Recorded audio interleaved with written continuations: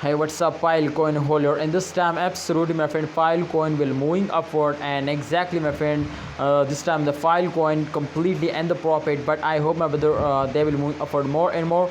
But my brother, especially after a very huge jump, they will face down. So I'm so sad, my friends, to see this.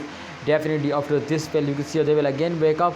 But my friend, the current condition is also very critical now. The total average of last 3 days, my friend, is going to be negative now, and minus 5.21% they are lost just and only, my brother, in last 3 days. So that's a really bad news, my friend, for all of you today will fell us down.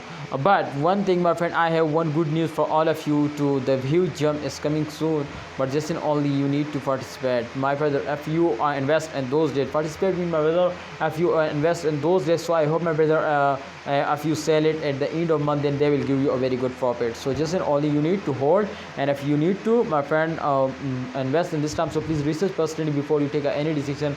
But I just advise you, my brother. So holder, my personal experience I already shared. You also share your opinion, your prediction to please in a comment box. This will be very helpful now. Allah Hafiz, take care.